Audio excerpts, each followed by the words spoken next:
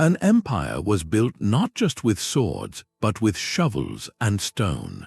The Roman conquest of the ancient world stands as history's ultimate organizational mystery. By the end of this exploration, you will understand the precise engineering and logistical systems that turned a city into a continent-spanning superpower. How did an army marching in the deserts of Egypt receive supplies from the forests of Germany? What made their roads so much more than simple dirt paths? The answers lie in blueprints for power that still shape our world. What does it truly take to build something meant to last 1,000 years? That mindset was forged in a crucible of early hardship. In the centuries before their dominance, Rome faced near-constant threats from powerful neighbors. This relentless pressure didn't break them. It refined their approach to conflict into something systematic and repeatable. They moved away from the heroic but unpredictable model of individual champions leading temporary bands. Instead, they built something far more formidable, a machine where every part was interchangeable and reliable. The core unit was the Legion, a body of around 5,000 men, but its true power came from its subdivisions. Centuries of 80 men, led by a Centurion, formed the essential building blocks. This structure created a chain of command so clear and resilient that even if a leader fell, the unit could continue to function. Discipline was absolute, not born from cruelty, but from a cold understanding that in the chaos of battle, coordinated movement was the difference between victory and a devastating loss. Training was brutal and continuous, focusing not on flashy duels but on unit drills, formation changes, and endurance. A legionary learned to march for hours under the weight of his pack, to build a defensive wall before resting, and to trust the man beside him completely. This created an army that didn't just fight the enemy, it outworked them, outlasted them, and outthought them. The soldier's toolkit was as important as his sword, containing a pickaxe, a saw, a basket, and a spade. Before any battle, his first duty was to help construct a fortified marching camp, a square fortress with earthen walls and a wooden palisade, built to the same exact blueprint every single night, no matter if they were in Gaul or Syria. This ritual of building provided security, yes, but it also reinforced the central doctrine that Roman power was about imposing order on chaos, about transforming the wild landscape into a controlled Roman space, one shovel of dirt at a time. This relentless, engineering-centric approach meant the Roman army was never truly on foreign soil. They were always extending the footprint of Rome itself, and that psychological edge was perhaps their greatest weapon of all. That nightly ritual of building a fortress from nothing was only possible because of the permanent pathways that led them there. The Roman road was the empire's central nervous system, a physical manifestation of their core philosophy. It began with a single, monumental project, the Via Appia, started in the year 312 before the Common Era. This was far more than a simple dirt track worn by cartwheels. It was a declaration of intent, a sophisticated multi-layered highway engineered for eternity. The process was methodical and profound. Builders would first excavate a deep trench, then lay a stable foundation of sand or mortar. Upon this, they carefully placed successive layers of crushed stone, compacted gravel, and finally, large interlocking paving stones. These top stones were expertly fitted together and subtly cambered or arched, so rainwater would drain into side ditches, preventing erosion and washouts. This was engineering designed to outlast the men who built it, and indeed, many of these roads are still visible today. To achieve their famous straight lines across hills, valleys, and rivers, Roman surveyors used ingenious tools. The groma, a simple cross of wood with weighted plumb lines, allowed them to sight perfect right angles and straight paths. For leveling over long distances, they employed the chorobates, a long wooden bench with a water channel that could detect the slightest slope. The result was a network that eventually spanned over 250,000 miles, connecting the misty highlands of Britannia to the sun-baked deserts of Syria.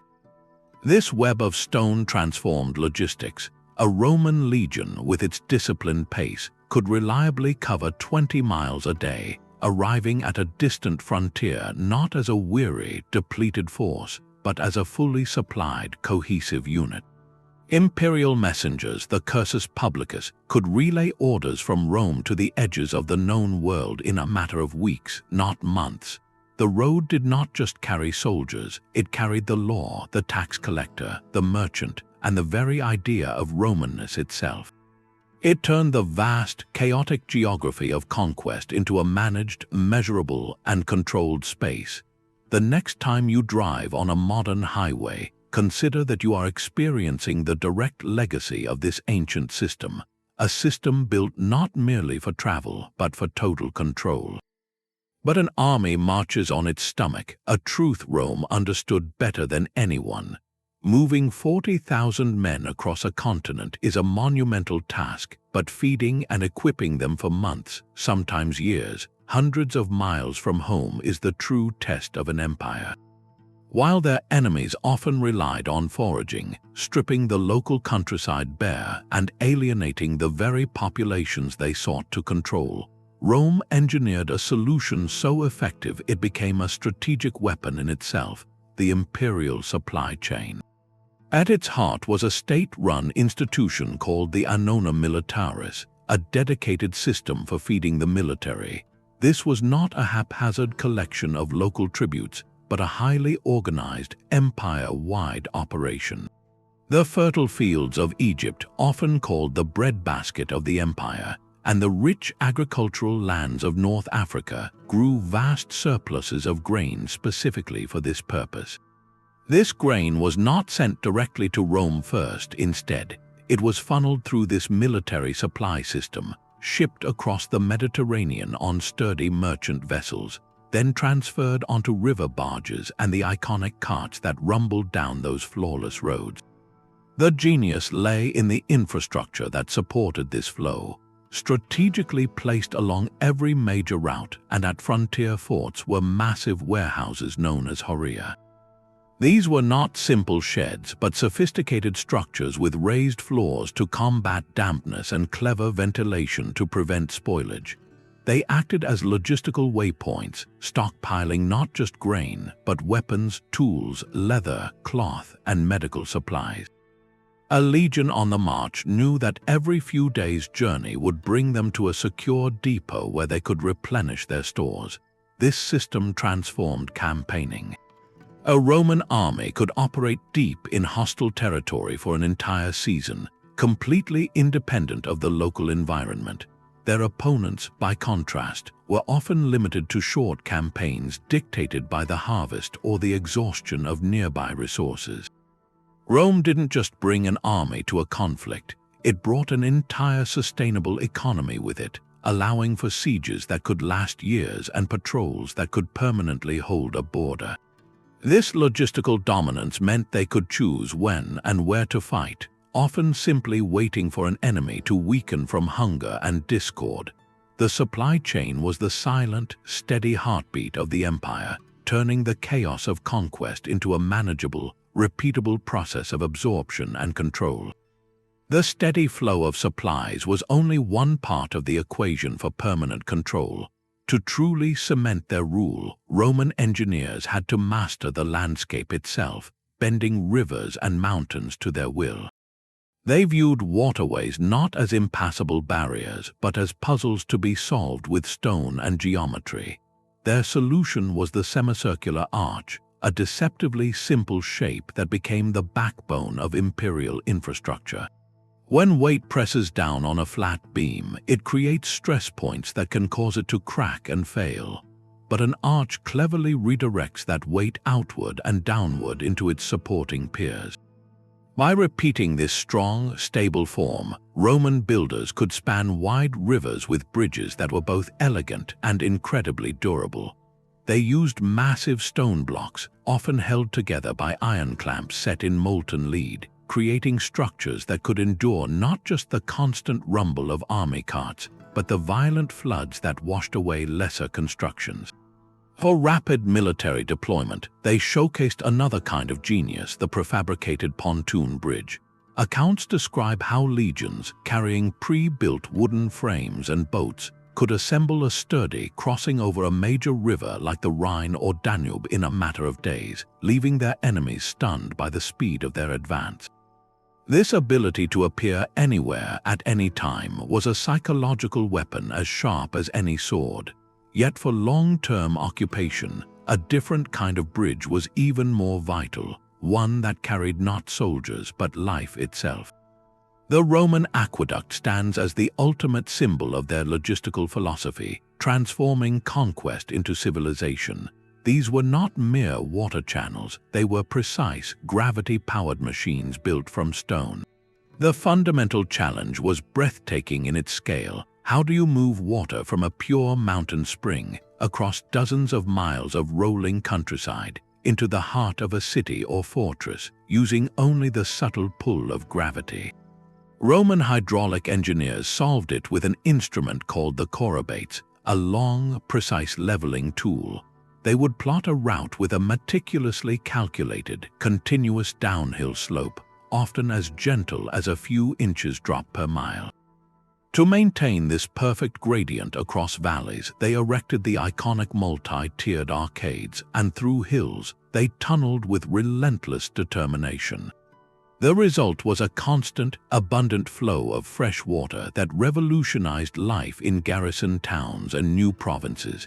It supplied public baths, which were central to Roman culture and hygiene. It fed fountains and flushed sewers, dramatically improving public health. For a conquered population, the arrival of an aqueduct was a tangible, daily benefit of Roman rule, a clear exchange for their lost independence. A local tribe might resist a foreign army, but would they reject clean water, reliable sanitation, and the thriving commerce that came with a healthy, permanent settlement? The aqueduct was more than an engineering marvel. It was a tool of soft power, securing loyalty through sheer, undeniable utility. It demonstrated that Rome did not just come to take, but to build, and in doing so, it made the presence of the legions not a burden, but a benefit. This mastery over the very elements created a quality of life that made people want to be Roman, completing the cycle of conquest by turning occupied lands into willing provinces. The aqueduct's promise of a settled life was secured by walls of wood and earth. Each Roman legionary carried not just his weapons, but a wooden stake and a shovel, tools as vital to victory as his sword. At the end of every single day's march, no matter the terrain or weather, the entire army would stop and perform a remarkable feat of instant engineering. Within hours, a sprawling, temporary fortress known as a castra would rise from the empty landscape. This was not a haphazard collection of tents, but a meticulously planned military town built to an identical, grid-like blueprint every single time. First, surveyors would lay out a perfect square or rectangle using the groma. Then every soldier would set to work, digging a defensive ditch and piling the earth into a rampart, into which they would plant their sharpened stakes to form a palisade. 4 gates, always aligned with the cardinal directions, pierced the walls. Inside, the space was divided with the precision of a chessboard. Tents for each century were arranged in orderly rows along straight, graveled streets. At the very center stood the commander's tent and the altars to the gods, the symbolic and practical heart of the camp. This nightly ritual did more than provide security from surprise attacks. It was a powerful exercise in mental discipline. It reinforced the core Roman idea that order must be imposed upon chaos, that even in the wilderness of Germania or the deserts of Syria, they could recreate a miniature, functional piece of Rome itself. It sent a chilling message to any watching local scouts. Here was an enemy that could not be caught off guard, an enemy that brought its own inviolable territory with it. In frontier regions, this concept of the temporary camp evolved into something permanent and monumental. the wooden stakes of the marching camp were replaced by walls of stone and timber, transforming into formidable garrison fortresses. Look at the forts along Hadrian's Wall in Britannia, like Housesteads or Vindolanda. These were not just military bases, they were self-contained hubs of imperial control. Within their walls were barracks, granaries, hospitals, workshops, and the commander's luxurious house. A permanent fort became a node of power, projecting Roman authority deep into contested land. From these strongholds, cavalry patrols could monitor vast stretches of border, gathering intelligence and showing the flag, but their influence extended far beyond the garrison walls. These forts attracted traders, settlers, and local populations seeking protection and commerce, slowly growing into thriving towns. The Roman commander often administered local law and settled disputes, making the fort the center of political and economic life for the entire region. The temporary castra was the tool of conquest, a moving bubble of Roman order. The permanent fortress was the tool of assimilation, the anchor that held that order in place, turning a conquered frontier into a governed province, one fortified square at a time. Even the mightiest walls were not a refuge from Roman ingenuity. When a defiant city shut its gates, believing its stone defenses would bring the legions to a stalemate, they were met not with frustration, but with a chillingly methodical new phase of engineering. Roman siegecraft was less a battle and more a grim, predictable science, a systematic dismantling of safety from a distance. It began with artillery, machines designed to shatter morale and infrastructure long before the first soldier placed a ladder. The workhorse was the ballista, a massive crossbow powered by twisted skeins of animal sinew. It could hurl a heavy iron-tipped bolt with such force and accuracy it could pick individual defenders off a parapet from hundreds of yards away. For heavier demolition, there was the Onager, or wild donkey, named for its powerful kick. This torsion-powered stone thrower would sling massive rocks in a high arc to crash down onto battlements and buildings within the city. And for precision, the Scorpio, a smaller, swiveling weapon, acted like a sniper's tool, its name evoking the deadly sting it delivered. This barrage served a clear psychological purpose, to demonstrate that nowhere within the city was safe, that Roman power could reach over the highest wall. But breaking spirits was only the prelude to breaking stone. To get their men to the base of the wall alive, Romans employed moving architecture. Soldiers advanced under the cover of the vinea, sturdy mobile sheds with sloping roofs reinforced with wet hides to deflect flaming arrows and boiling oil. For the final approach, they might form the testudo or tortoise, locking their shields overhead and on all sides into an impenetrable shell that inched forward like some strange, metallic creature. The most terrifying sight for a besieged population, however, was the slow, inevitable advance of the siege tower. These were multi-story wooden giants, rolled forward on logs often taller than the city walls themselves. Their lower levels housed a battering ram, while their upper platforms allowed archers and assault troops to engage defenders at eye level, effectively bringing the fight onto the wall. The construction of such a tower at the site was a message in itself, a countdown to the final assault. The ultimate expression of this engineering mindset was not an attack, but an encirclement so total it removed all hope. When facing a particularly formidable foe like Vercingetorix at Alesia, Roman legions would perform their most audacious act of construction, the circumvallation.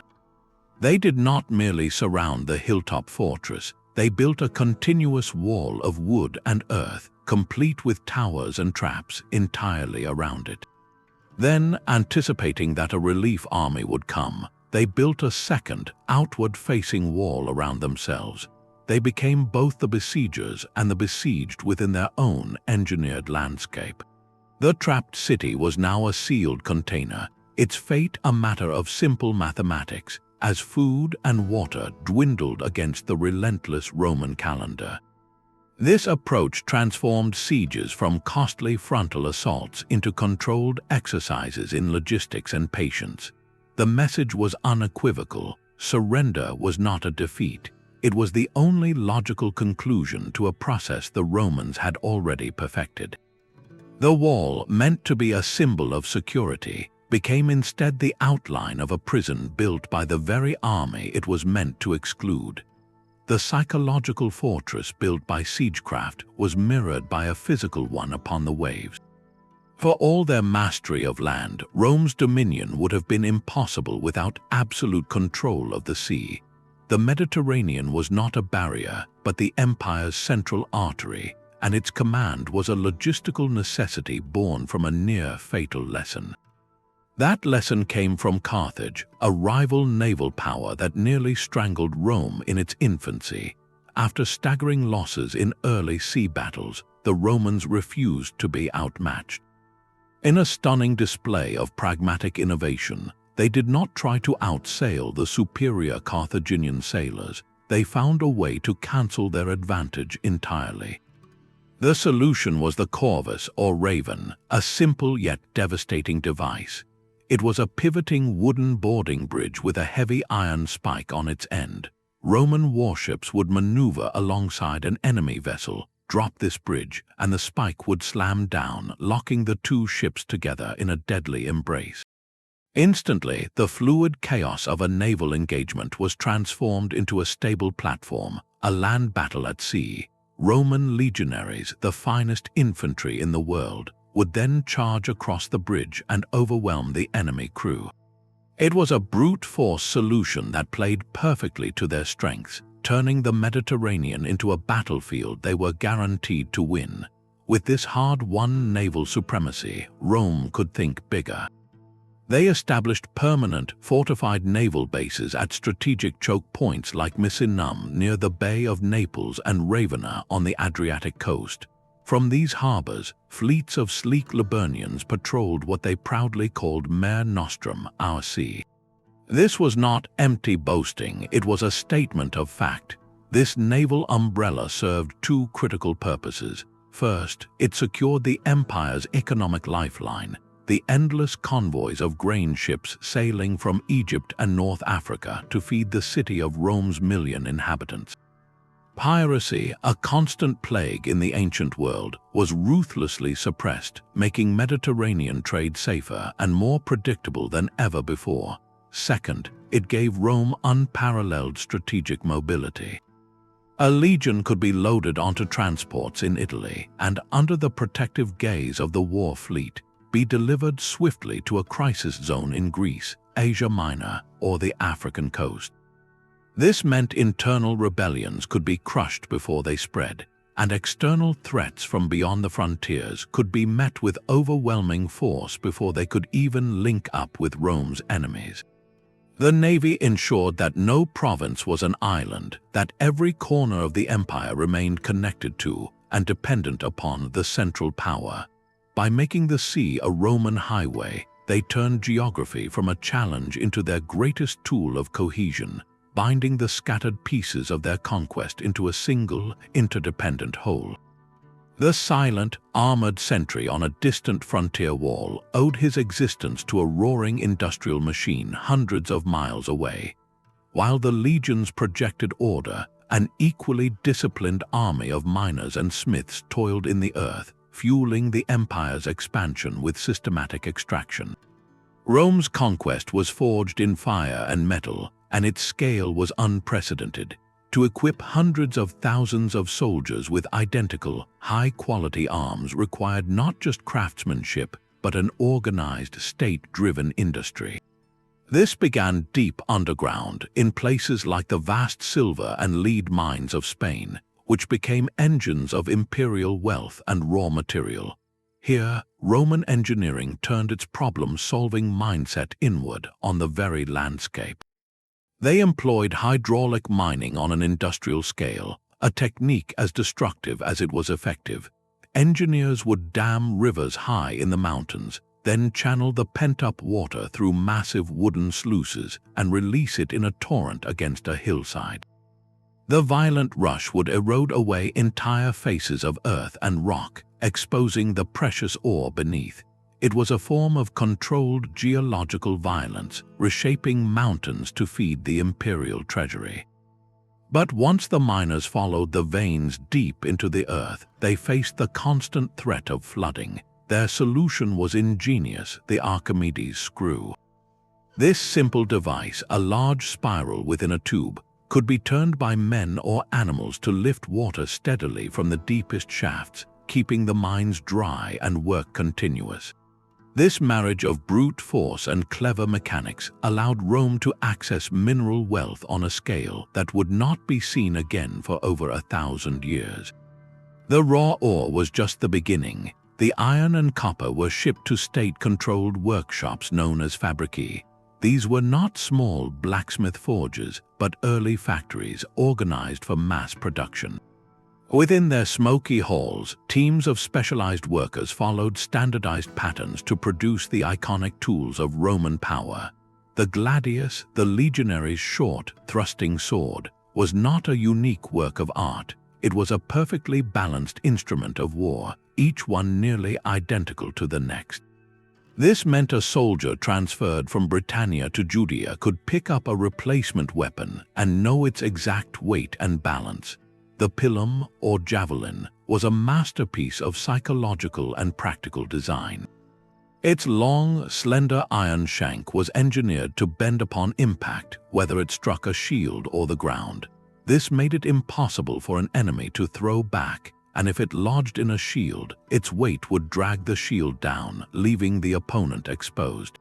Even armor became a product of this industrial logic. The famous lorica segmentata, that iconic plate armor made of overlapping steel strips, was designed for both protection and efficient manufacture. Its individual segments could be stamped out and fitted together by workers, rather than being painstakingly shaped by a single master armorer. This system of standardized, mass-produced equipment provided a staggering advantage.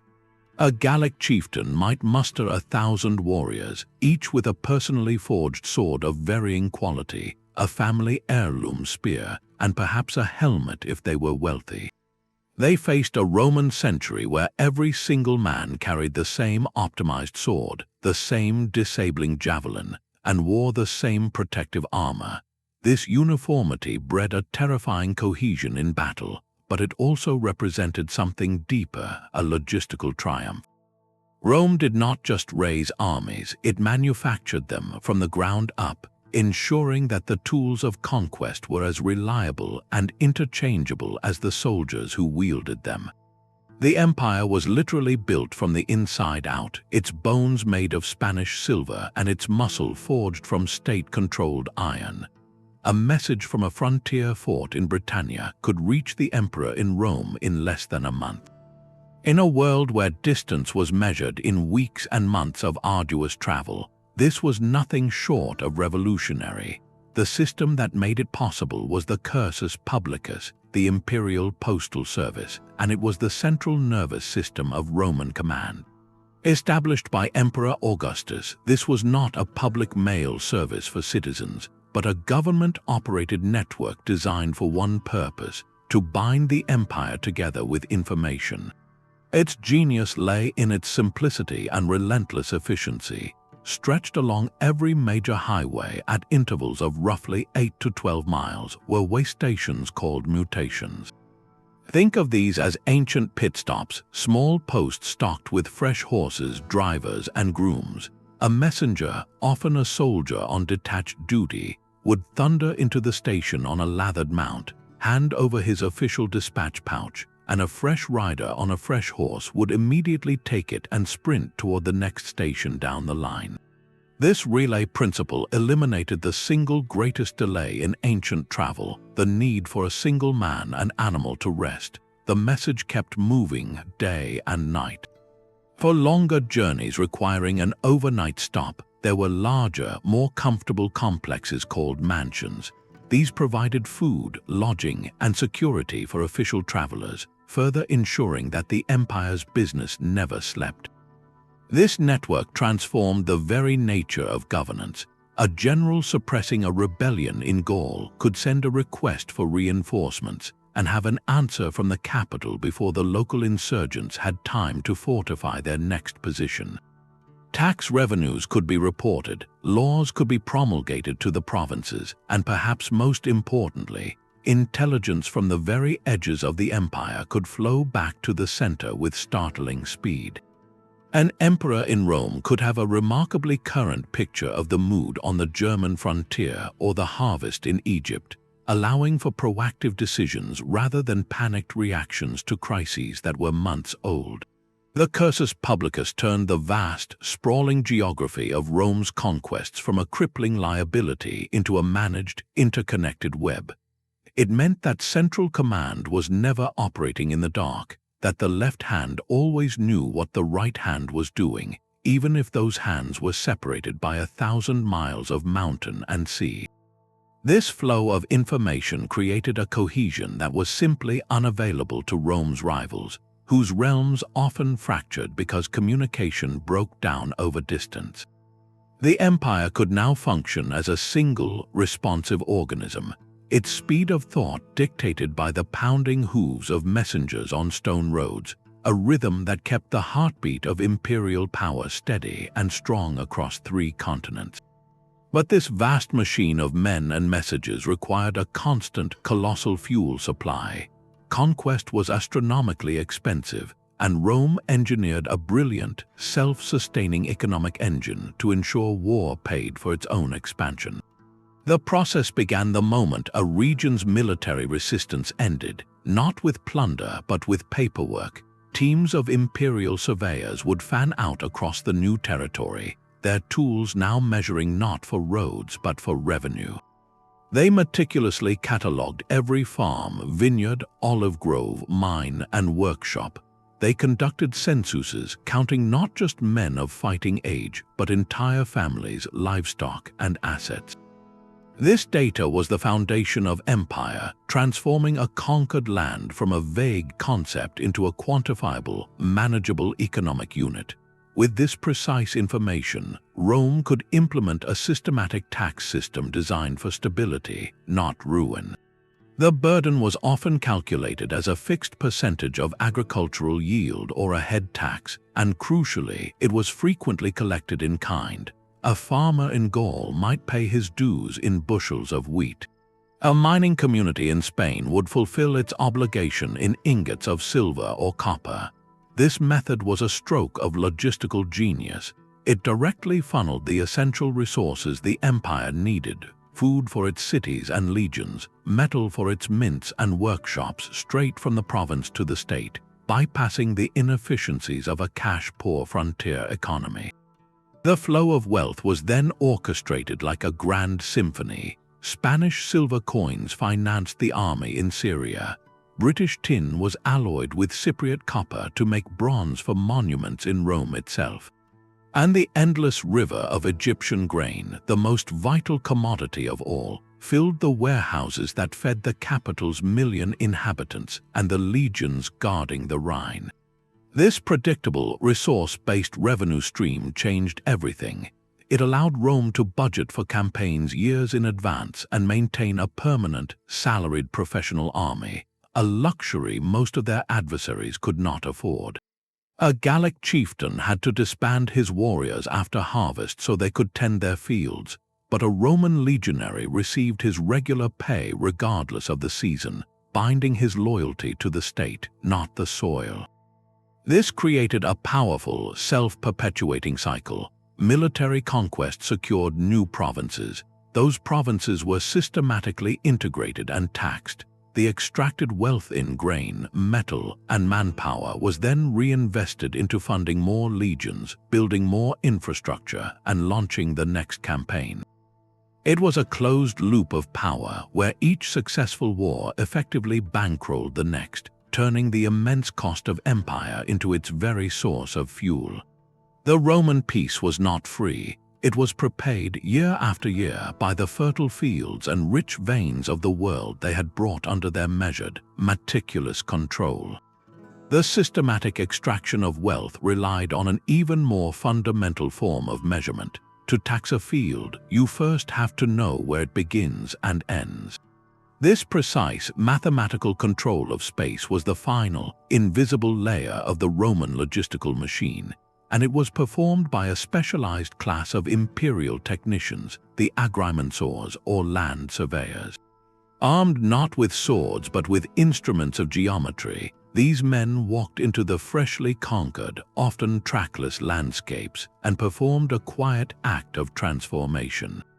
Their primary tool was the groma, the same simple cross with plumb lines used to align roads, but here its purpose was even more profound. They used it to impose an artificial order upon the natural chaos of the land, carving the territory into a perfect grid of squares. This process was called Centuriation, named for the centuria, a theoretical plot of land measuring 100 acres on each side, though the size could vary. Standing at a central point, the surveyor would sight his groma to establish the two main axes, the cardo running north-south and the decumanus running east-west. From these lines, his team would mark out the entire grid with boundary ditches and, most permanently, stone markers. This was not just about making neat farm plots. It was the very blueprint for Romanization. These standardized grids were used to allocate land to retired legionary veterans, creating instant, loyal Roman communities in formerly hostile territory. A veteran from the Italian peninsula could receive his grant in North Africa and know exactly how to lay out his farm because the system was identical everywhere.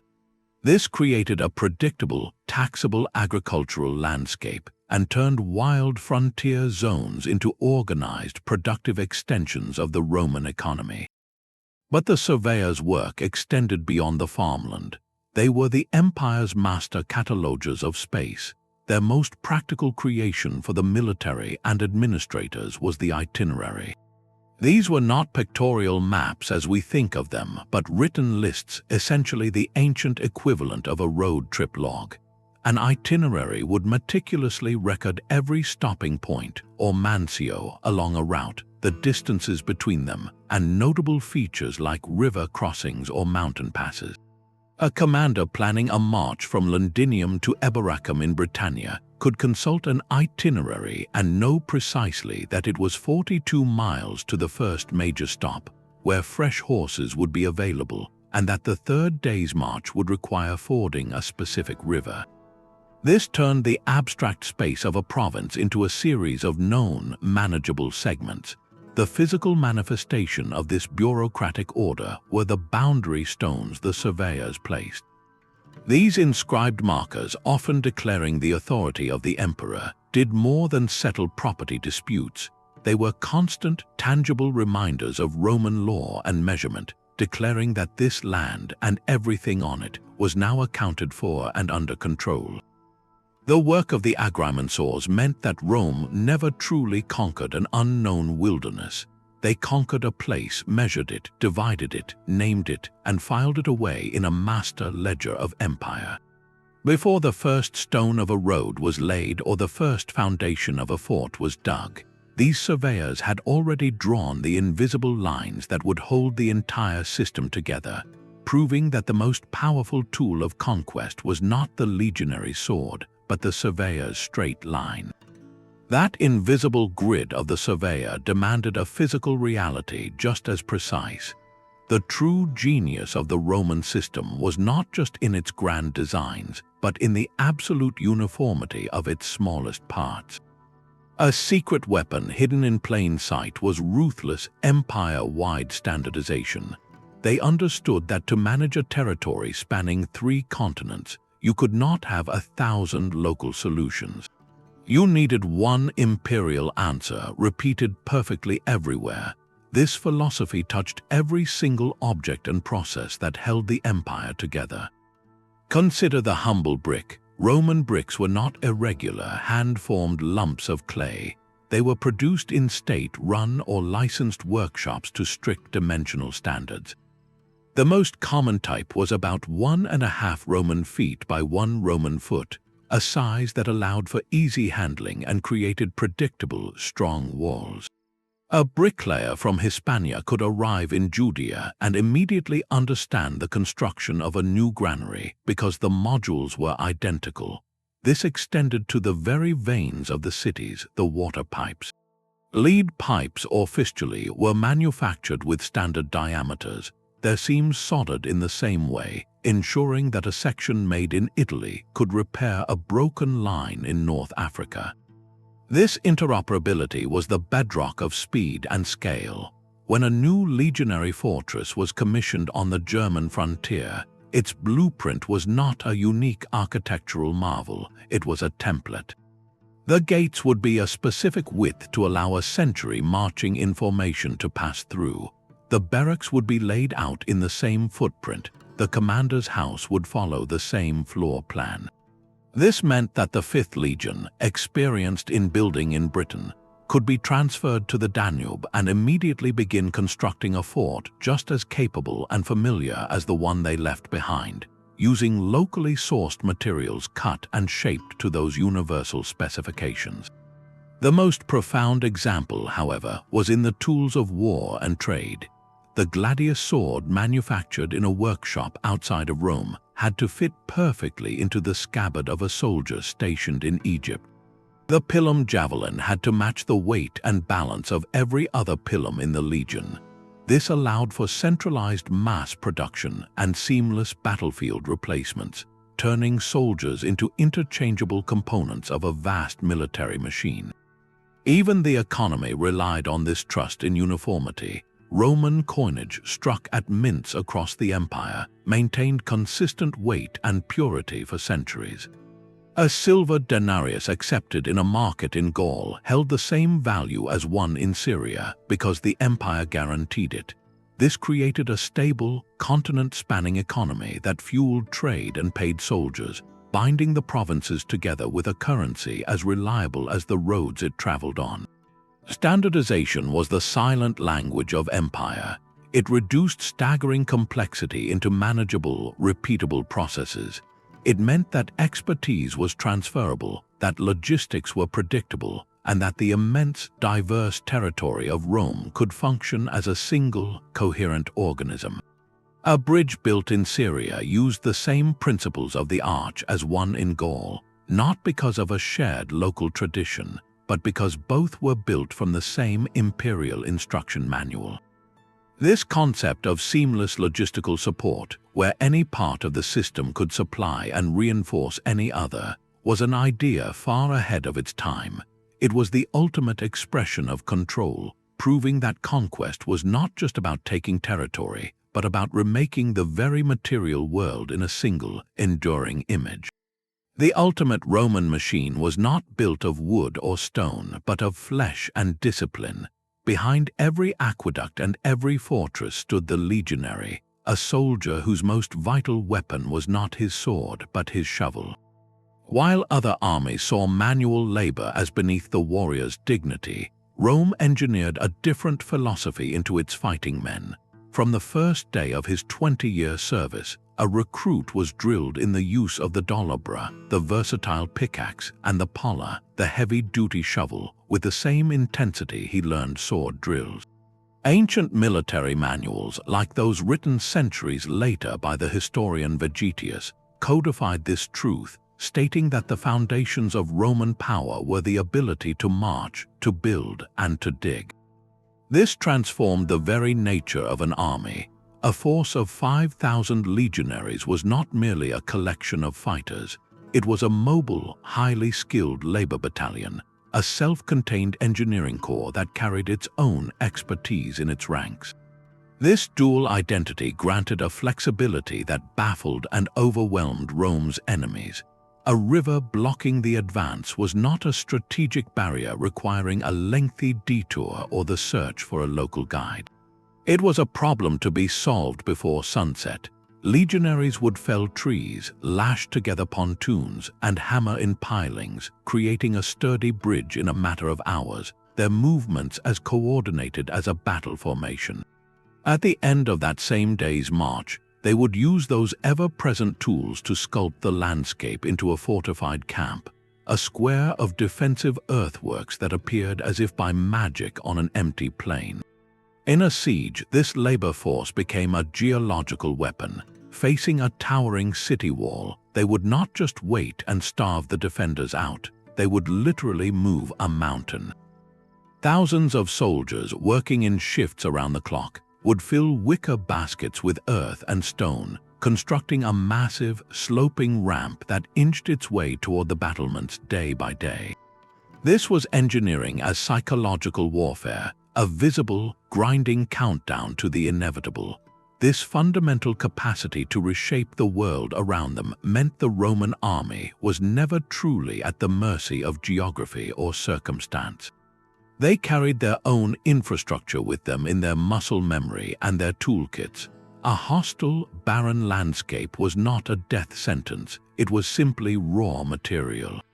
This resilience, born from the sweat of the common soldier, turned every campaign into a demonstration of Roman order conquering chaos, proving that the empire's greatest innovation was not a thing, but a mindset forged into every man who served. The legionary's shovel could conquer land, but water would determine if Rome could truly hold it. While aqueducts delivered life, a second, equally vital hydraulic system carried away death. The true measure of Roman civilization was not just what they brought in, but what they efficiently removed. In the heart of the capital, the Cloaca Maxima, the Great Sewer, began as an open drainage ditch in the 6th century before the Common Era and was later vaulted over into a monumental underground channel. This was not a hidden, shameful conduit, but a celebrated feat of public engineering, large enough for a boat to navigate. Its purpose was profound, to systematically flush waste and stormwater from the city's streets into the Tiber River, combating the filth and standing water that bred illness in other ancient metropolises. This philosophy of managed cleanliness was exported to every corner of the empire, becoming a standard feature of permanent forts and colonial towns. In a frontier garrison like Housesteads on Hadrian's Wall, archaeologists have uncovered sophisticated latrine blocks. These were not foul pits, but clean, social spaces with stone benches over channels of constantly running water, fed by a dedicated aqueduct branch. The waste was carried away by a main sewer, often exiting under the fort's walls, maintaining hygiene within the crowded military community. This relentless focus on sanitation provided a staggering, often invisible strategic advantage. In the ancient world, disease was a far more lethal enemy than any foreign army, routinely decamping campaigns and crippling cities. By providing clean water for drinking and bathing, and efficient sewers to remove waste, Roman military planners drastically reduced the non-combat losses that plagued other forces. A legion stationed on the damp German frontier or the arid Syrian border could maintain its strength for years, its soldiers healthier and more resilient than the local populations they oversaw. Public baths or thermae were central to this system. They were not mere luxuries but essential institutions for health and morale. In a fort, the bathhouse was a place of hygiene, relaxation, and social bonding, where a soldier could wash off the grime of duty and prevent the skin infections and parasites common in camp life. The water was heated by ingenious underground furnaces called hypocausts, another testament to their engineering focus on comfort and well-being. The final mastery of water was industrial. Near major forts and settlements, Roman engineers harnessed river currents to build water mills. The most common was the vertical wheel mill, where the flow of water turned a large wooden wheel, which through a system of gears rotated a millstone to grind grain into flour. This mechanization meant a garrison could process its grain supply locally, reliably, and with far less manual labor than using hand-powered querns. It ensured a steady supply of bread, the staple of the Roman diet, right at the source of consumption. This trifecta of hydraulic engineering for cleanliness, for health, and for industry created a self-sustaining bubble of Roman order. It meant that a legionary fortress was not a vulnerable outpost slowly succumbing to frontier hardships, but a thriving, healthy micro-city.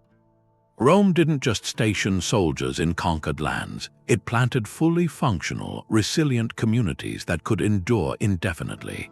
By conquering the invisible threats of filth and hunger, they secured their conquests more deeply than any wall ever could, proving that the ultimate foundation of empire was not force but foundational well-being. Yet all of this depended on a single, vulnerable lifeline stretching across open water.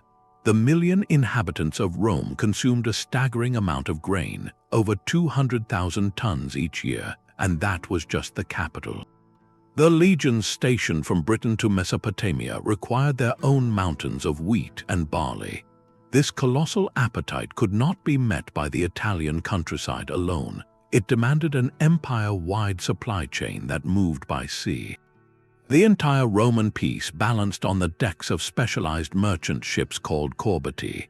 These were the heavy freighters of the ancient world, vast wooden vessels with deep, rounded hulls capable of carrying over 1,000 tons of grain in a single voyage.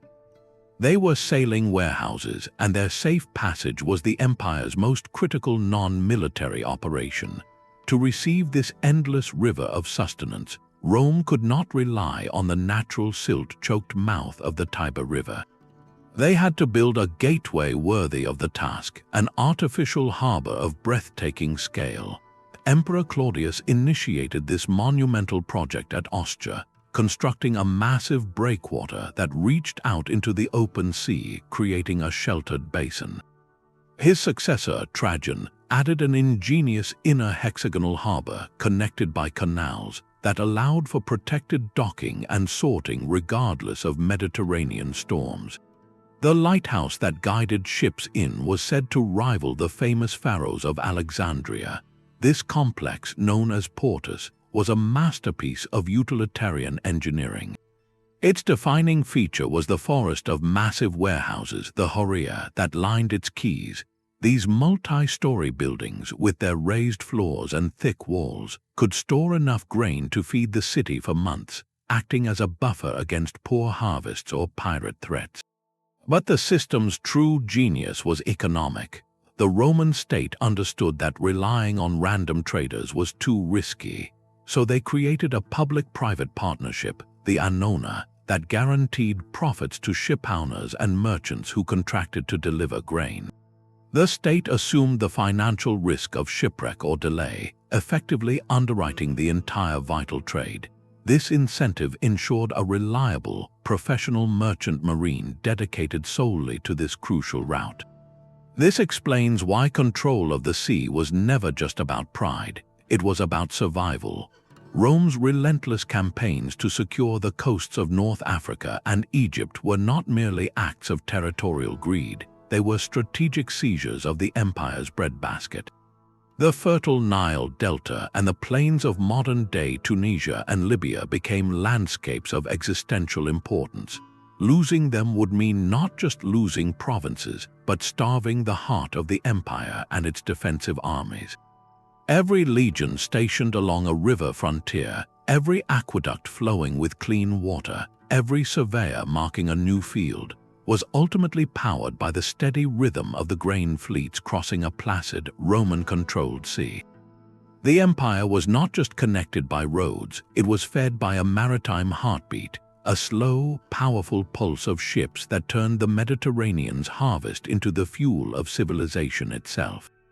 The grain ships that fed the empire sailed across a sea they called their own, but the land armies marched into shadows. Beyond the last paved road, beyond the surveyor's measured grid, lay the true wilderness of the unknown. Here, the finest logistical machine in the ancient world would have faltered without its eyes and ears. For Rome, logistics was never just about moving men and material. It was about moving them with perfect foreknowledge. Their conquests were not blind charges into the dark, but calculated advances illuminated by a sophisticated, layered intelligence network. The first line of sight came from specialized units known as explorators, the scouts.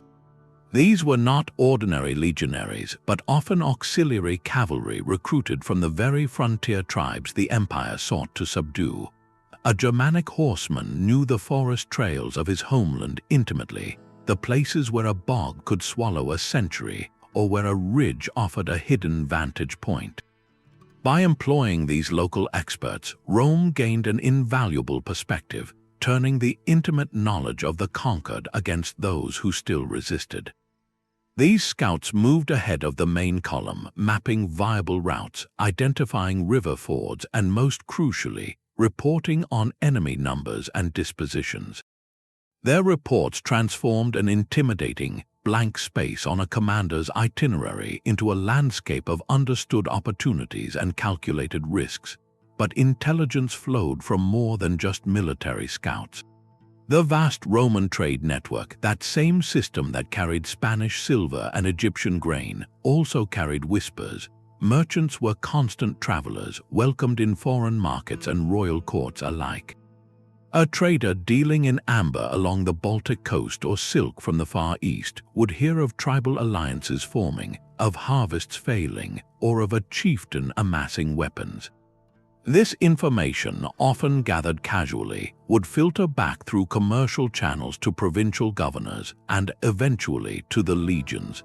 Diplomats and embassies served a similar purpose, their formal negotiations providing a perfect cover for assessing the strength and unity of potential adversaries.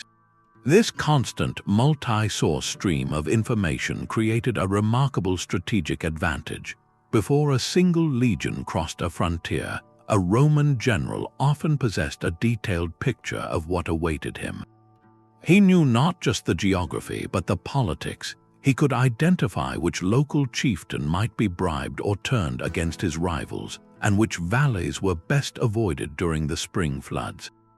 This intelligence directly shaped campaign planning, allowing generals to choose the optimal route for speed and supply, to anticipate ambushes, and to pinpoint enemy supply sources for capture or destruction. The difference was profound. Where a rival army might wander into hostile territory, vulnerable and reactive, a Roman force advanced with a purpose. The terrifying wilderness became a navigable, if dangerous, chessboard, and Rome always seemed to be thinking several moves ahead.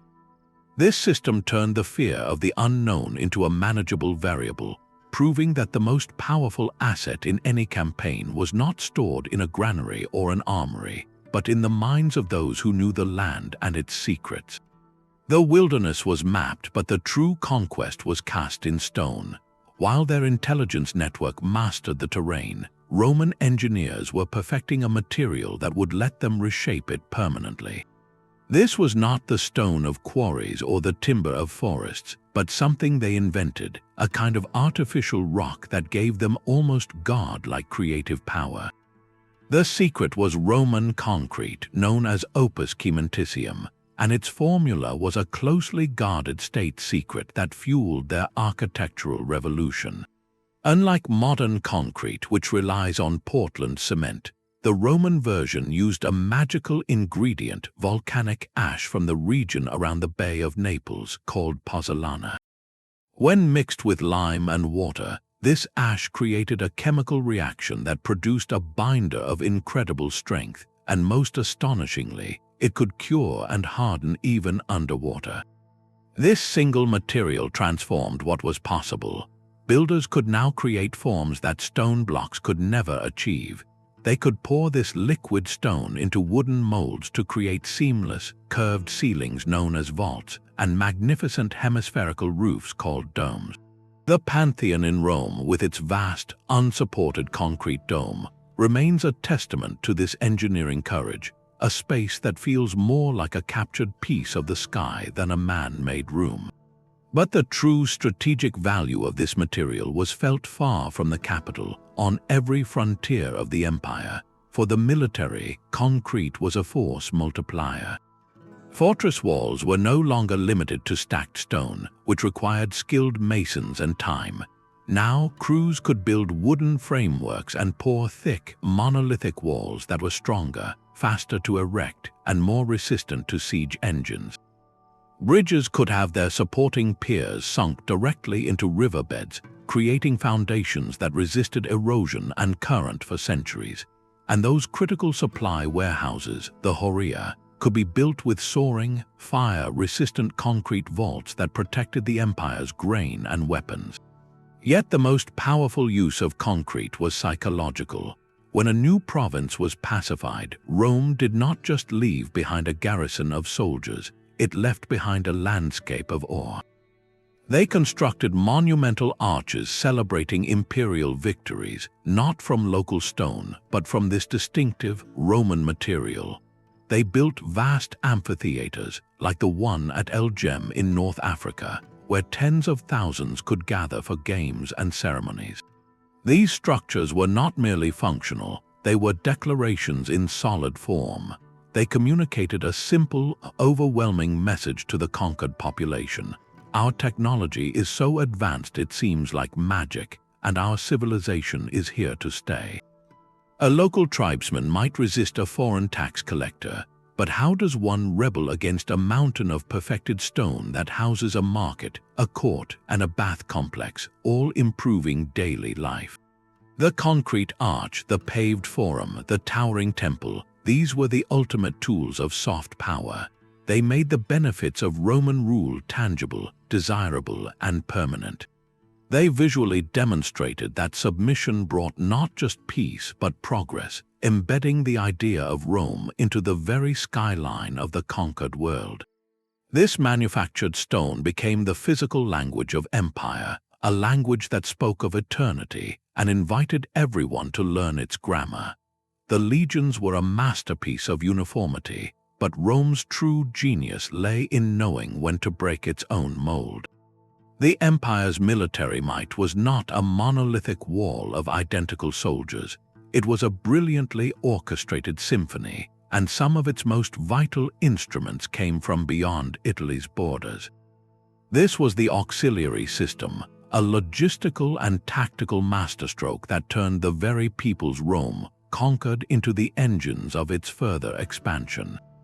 Alongside every citizen legion marched units of auxilia, non-citizen troops recruited from conquered or allied provinces. This was not a sign of weakness, but a breathtaking display of pragmatic integration. Rome recognized that its own legions, for all their discipline, could not excel at every form of warfare in every landscape. So instead of trying to retrain the legionary, they simply hired the expert. From the arid plains of North Africa came the Numidian light cavalry, riders who could maneuver with a fluid grace impossible for heavily armored Roman horsemen. From the island of Crete came legendary archers whose long-range arrows could rain down on an enemy before the legions even closed ranks. From the Balearic Islands came slingers who could hurl lead bullets with enough force to crack a skull at 100 paces. And from the dense forests of Germania came scouts whose knowledge of the wilderness was born from a lifetime within it. Each of these units brought a specialized skill set that allowed the Roman army to adapt instantly to any tactical challenge. Facing hit-and-run raids in hill country, deploy the swift Numidian cavalry. Besieging a fortress on a rocky outcrop, let the Cretan archers clear the battlements. This system was a massive force multiplier, letting Rome field a complete, combined arms force without having to spend decades training every single legionary to be a master of every weapon. But the auxiliary contribution went far deeper than the battlefield. Logistically, these soldiers were a gold mine of local intelligence. A Germanic auxiliary scout didn't just know how to fight in a forest. He knew where the hidden springs were, which trails were passable in autumn, and which local chieftain might be persuaded to sell grain. A Syrian archer serving in Britannia could help quartermasters communicate with traders from the east, smoothing the complex process of supply. These men acted as cultural and geographical interpreters, making the army's operations in foreign lands startlingly efficient. They reduced the friction of conquest, turning the terrifying unknown into a navigable space filled with known quantities. The system was a virtuous cycle for Rome. It drained potential military talent from restless provinces, offering pay, status, and the eventual reward of Roman citizenship after 25 years of service. In return, the empire gained not just soldiers, but a living database of regional knowledge, allowing it to project power with a precision and adaptability that no purely homogeneous army could ever match. The legions provided the unbreakable anvil, but it was the auxiliaries with their diverse and deadly skills that so often forged the victory. Yet even the most finely tuned machine will falter if pushed beyond its design. For all its brilliance, the Roman logistical system had hard limits, and its most instructive lessons are written not in its victories, but in its catastrophic failures. The empire's reach was ultimately bound by geography, economics, and the unforgiving laws of physics. Perhaps no single event illustrates this vulnerability more starkly than the calamity in the Teutoburg forest in the year 9 of the Common Era. Here, 3 entire legions under the command of Publius Quinctilius Varus were lured into the dense, trackless Germanic woodlands. On those narrow, muddy paths, the Roman war machine seized up. The column, stretched out for miles, could not contract into its disciplined battle formations. Supply wagons bogged down, becoming obstacles rather than lifelines. In that chaotic terrain, the very roads that were Rome's strength elsewhere became a deadly trap, preventing communication and coordinated response.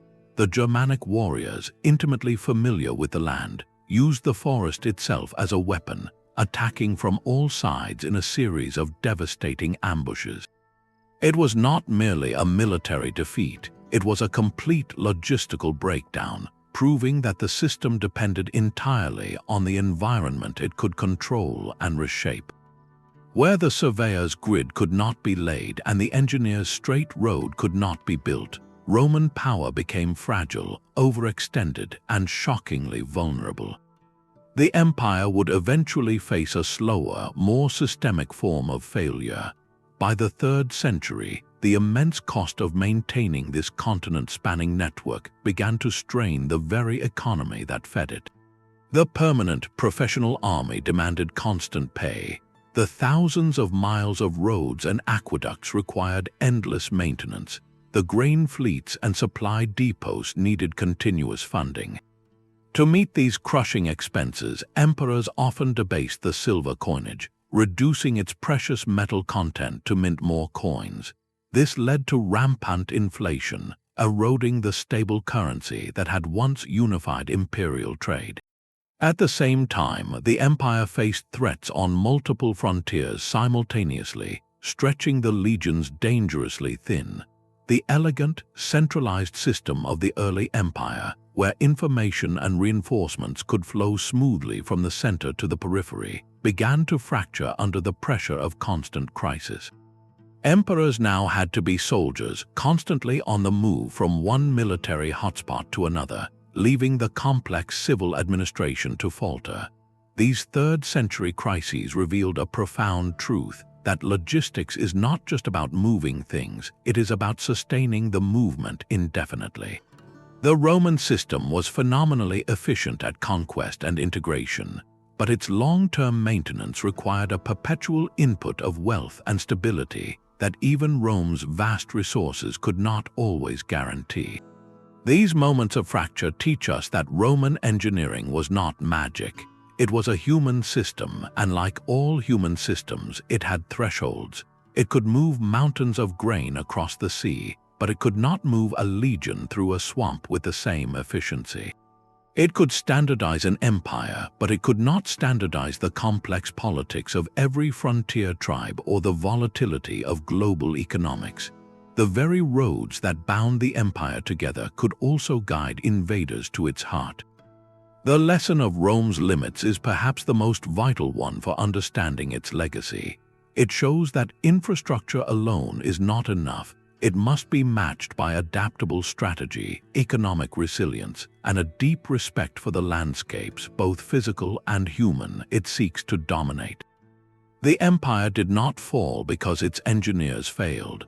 but because the world eventually presented challenges that exceeded even their monumental capacity for planning and control. In its overextension, we see the silhouette of a fundamental rule that every system, no matter how advanced, operates within a realm of possibility, and recognizing that boundary is the ultimate form of wisdom. The Onager's kick was a brutal application of stored energy. This catapult, whose name literally means wild donkey for its powerful and unpredictable recoil, represented the Roman approach to siege warfare in its purest form, raw force channeled through meticulous engineering. Unlike the more complex ballista, which used two vertical arms and torsion springs, the Onager was elegantly simple in concept. A single, massive wooden throwing arm was inserted into a hugely thick, horizontal bundle of twisted rope, or more effectively, animal sinew. This bundle, the torsion spring, was the machine's heart. Teams of soldiers would use levers to twist it tighter and tighter, storing immense potential energy in the stretched fibers. At the top of the vertical arm was a sling or a cup holding the projectile, often a rounded stone weighing up to 50 pounds or more. When a heavy iron trigger was released, the arm would slam forward against a huge padded buffer, hurling its payload in a high, arcing trajectory perfect for crashing down onto battlements or buildings deep inside a besieged city. The genius was in the balancing act. The size and weight of the stone, the tension of the sinew ropes, and the length of the arm all had to be precisely calibrated. Too much tension with a light stone, and the arm might shatter. Too little, and the stone would land harmlessly short. Operating an Onager was not a task for amateurs. It required a specialized crew who understood this delicate interplay of physics, a team of technicians as vital as any front-line soldier. Their role highlights yet another hidden layer of the Roman support system. These machines were not built in permanent workshops and then hauled, fully formed, across continents. They were constructed on site from pre-planned components and local materials. This meant the army's train had to include not just blacksmiths and carpenters, but experts in sourcing the right timber for the frame and arm, and artisans who could prepare and maintain the critical sinew ropes, which were vulnerable to moisture and wear. A steady supply chain had to deliver barrels of animal glue, spare metal fittings, and coils of rope to the siege lines. The psychological impact of these engines was as calculated as their construction. The process was a slow, visible spectacle of intimidation. First, the felling of trees, then the assembly of the ominous wooden frames in clear view of the city walls. Finally, the rhythmic, straining work of the winding crews, a daily reminder of the pent-up violence about to be unleashed. When the first stone finally sailed through the air, it carried a message heavier than its own weight: nowhere inside your walls is safe. The Onager did not just break stone, it broke resolve, transforming a siege from a test of patience into a terrifying, mathematical certainty. The final discharge of a legionary was not the end of his service, but its transformation. After 25 years under the eagle, a veteran did not simply return to a quiet farm in Italy. Often, he was given a new mission, one that turned individual retirement into a collective act of colonization. These planned settlements, known as Colonies, were the ultimate logistical nodes designed to lock a conquered region permanently into the Roman system. Imagine a legionary fortress, but instead of housing active soldiers, it became a thriving town of former soldiers, their families, and the commerce that followed them. This was demobilization engineered as a tool of permanent control. The process was a masterpiece of bureaucratic foresight. Surveyors would arrive at a strategically vital location, a key river crossing, a fertile valley, or a junction of newly built roads. They would lay out their groma and impose the perfect Roman grid, the same template used from Britain to Syria. Streets intersected at right angles, defining uniform plots of land. At the center, they reserved space for the forum, the political and commercial heart, flanked by a temple to the Capitoline Triad and the ever-essential public baths.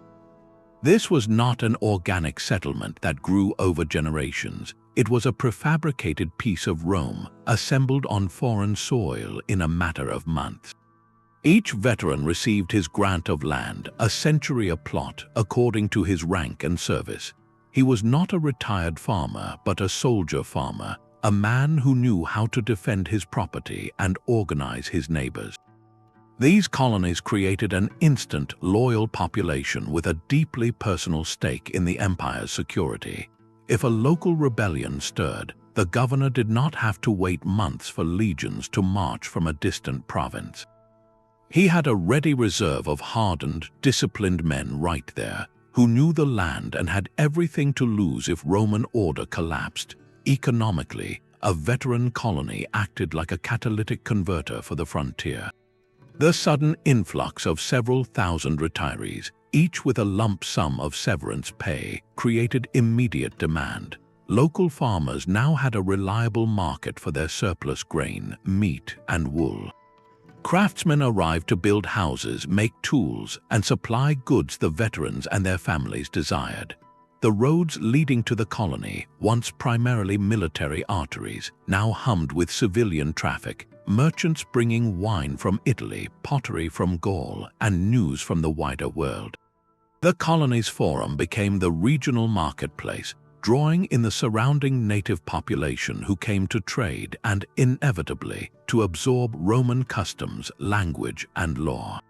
A place like Colonia Claudia Aura Agrippinensium, modern-day Cologne, began exactly this way. Founded on the Rhine frontier, it started as a veteran settlement and grew into one of the most important cities in the Northern Empire, a hub that anchored Roman control in Germania for centuries.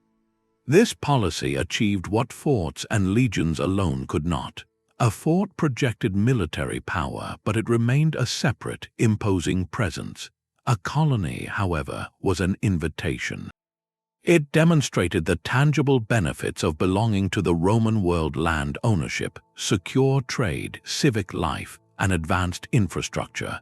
A local chieftain might resent a garrison, but he could do business with a colony, marry his daughter to a veteran's son, and see his own wealth grow within the Roman system.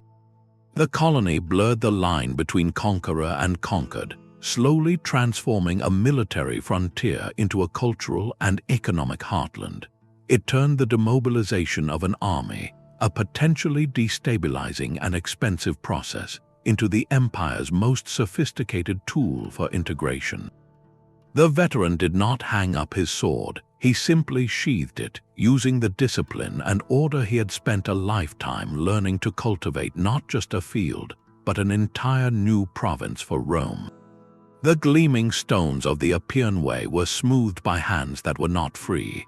For all its genius in engineering and organization, the Roman logistical machine possessed a dark, driving engine, a relentless demand for human labor on an unimaginable scale.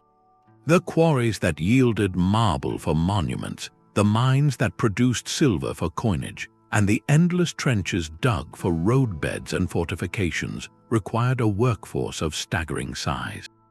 This need was met not through wages alone, but through a system of forced labor that drew its power from the very act of conquest.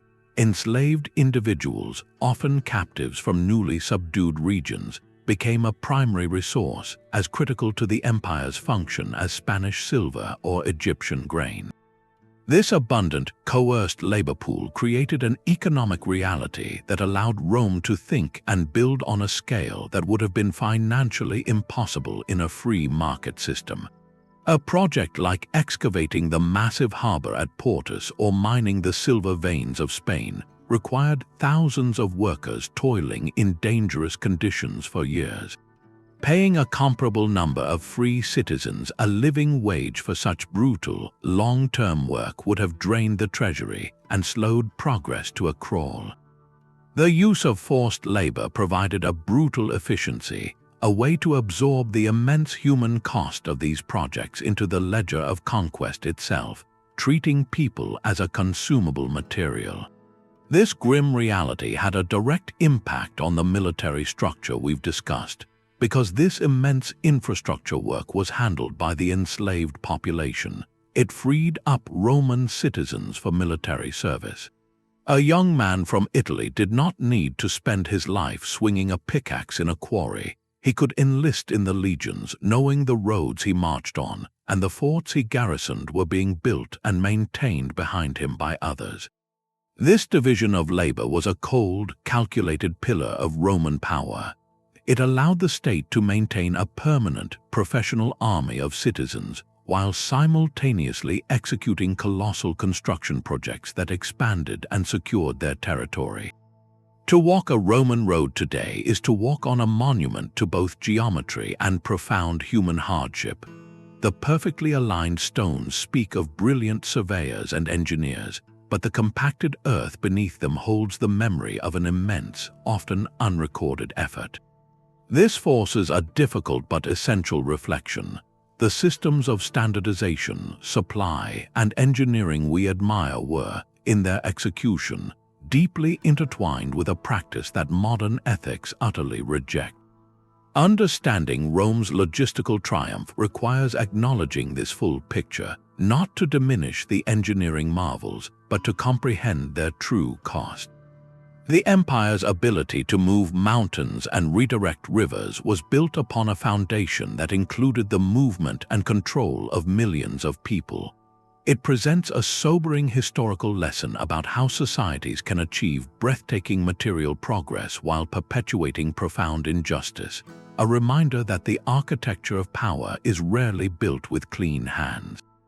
The Rhine River was more than a border, it was a psychological barrier, a moat of myth and fear that shielded the Germanic tribes from the legions of Rome. For generations, its swift, cold current represented the absolute limit of civilized power, a natural fortress no army could breach. Then, in the year 55 before the Common Era, Julius Caesar decided to build a door. His legions arrived at the river's edge not with a fleet of ships for a slow, vulnerable ferry operation, but with a blueprint for audacity. In just 10 days, working from a standardized plan, they constructed a bridge over a river nearly a quarter of a mile wide. This was not a permanent stone arch, but something far more tactically brilliant, a pontoon bridge of wood and rope, a temporary highway of conquest. The engineering behind it was a masterpiece of military pragmatism. Caesar's own writings provide a rare, detailed look at the process. First, pairs of heavy timber piles were sharpened and driven into the riverbed at a sharp upstream angle by large ramming devices operated from rafts. These acted as sturdy breakwaters, shielding the bridge itself from the current's full force and from any logs or debris sent floating downstream to destroy it. Between these protective pilings, flat-bottomed boats or specially built wooden pontoons were anchored in a line.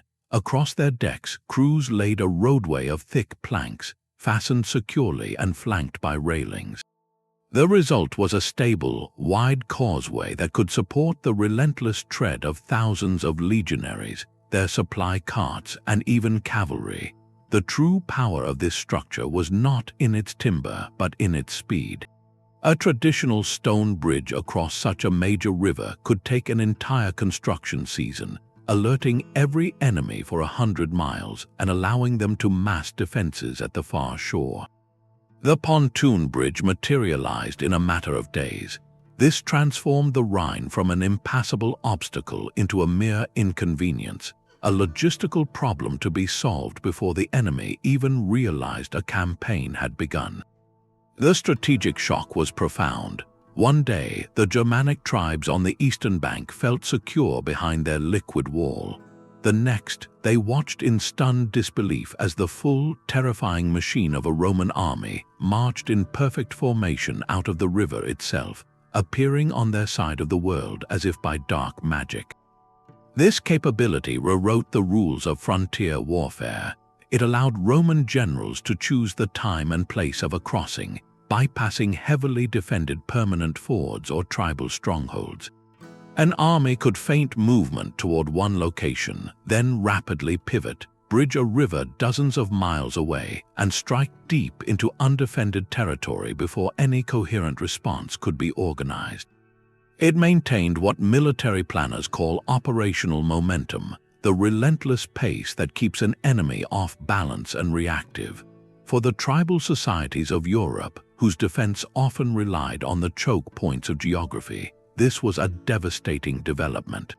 Their greatest natural advantage, the wide river, was systematically nullified by Roman engineering.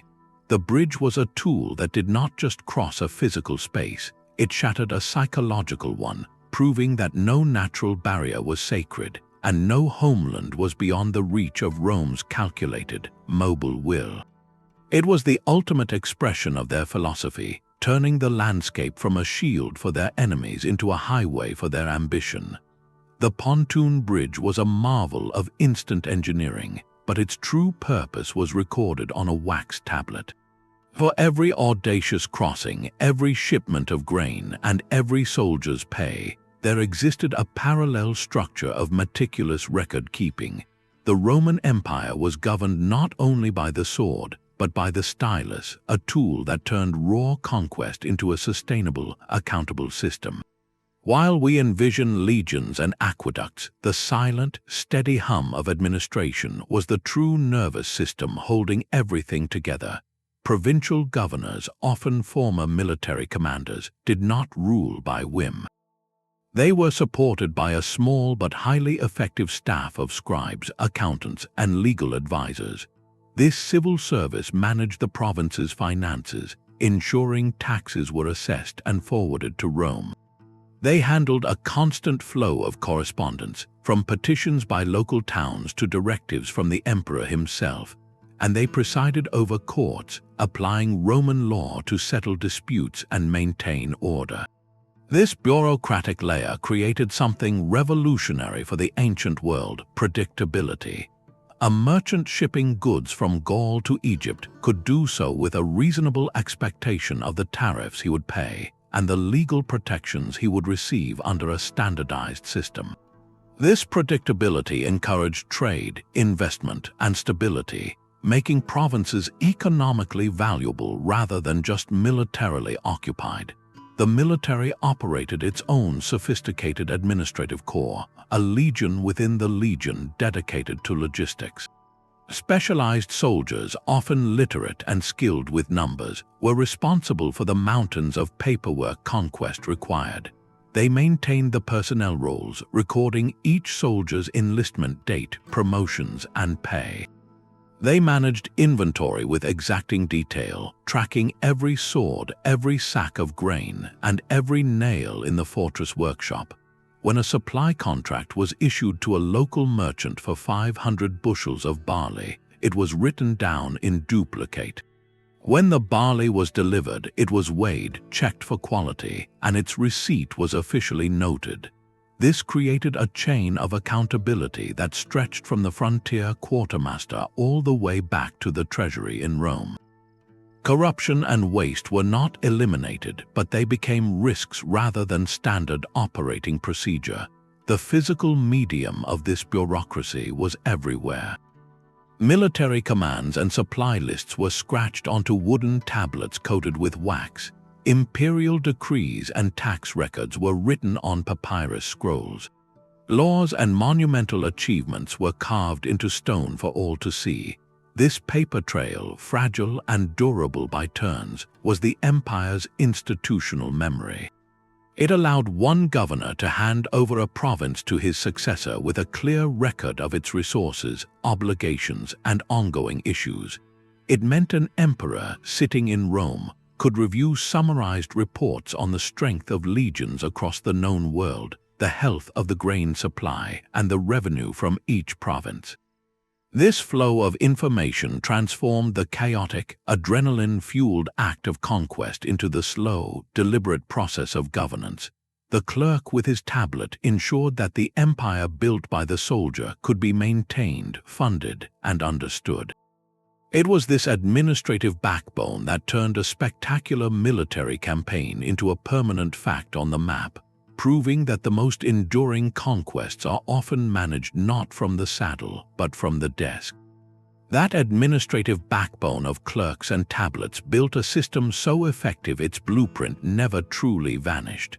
The ghost of Roman logistics still walks among us, not in crumbling ruins, but in the very rhythm of our modern world. Look down the next time you drive across Europe. The route of many modern highways, from the autobahns of Germany to the autoroutes of France, often follows the dead-straight paths first surveyed by Roman engineers with their groma.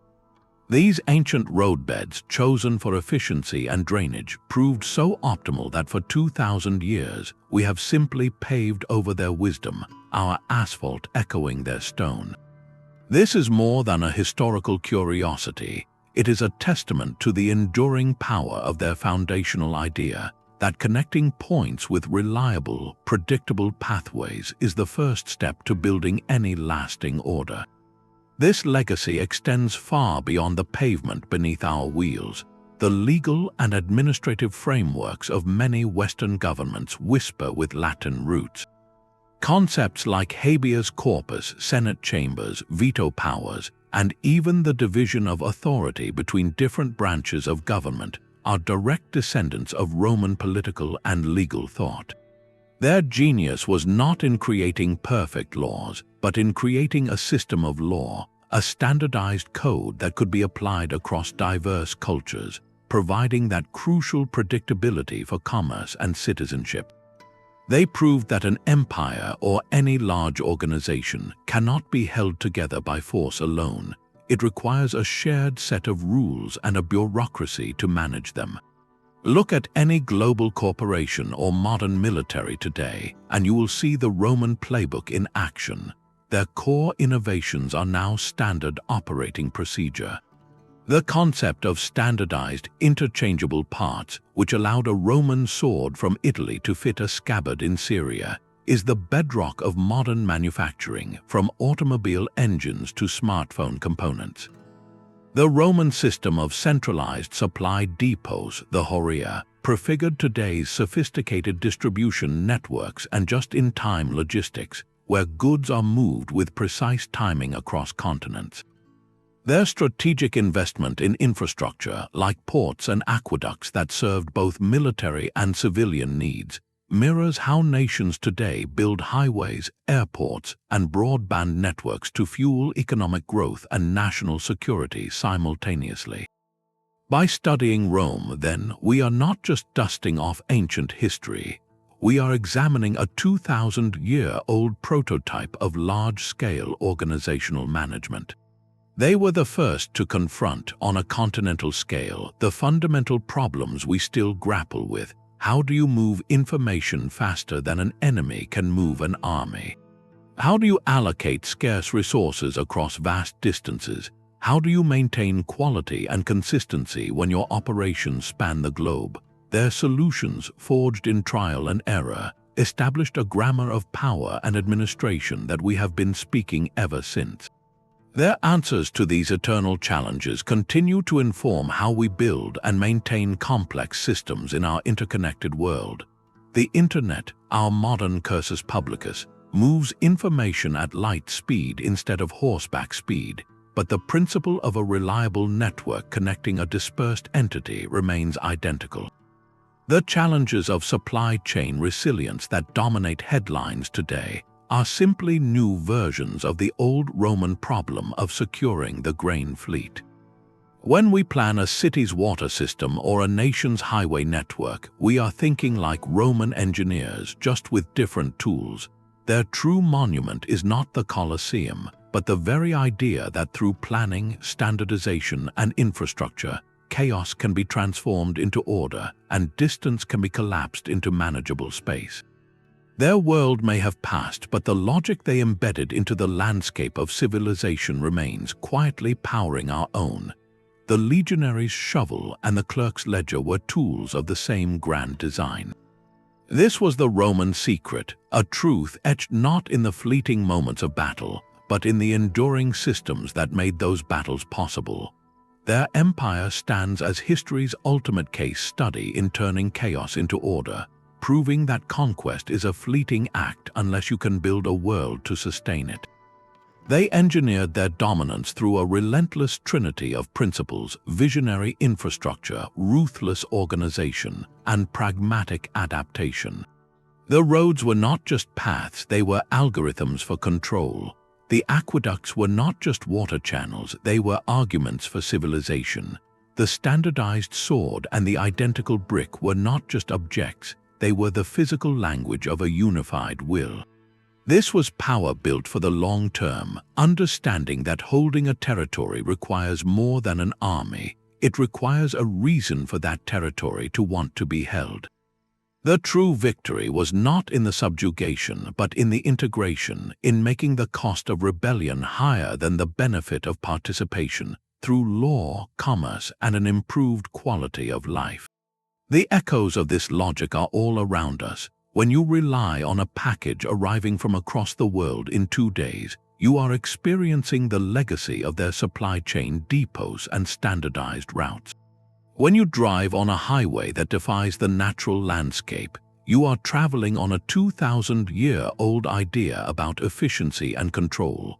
The Roman Empire itself eventually passed into history, its political structure fragmenting under pressures it could no longer engineer its way out of. But the blueprints for its rise, those foundational solutions written in stone, road, and administrative code, never vanished. They became the buried wiring of Western civilization, a set of solved mysteries about how to manage complexity across vast spaces. So we are left with a final, reflective question. In our own world of global networks, instant communication, and intricate supply chains, what systems do you see that most powerfully echo these ancient Roman principles?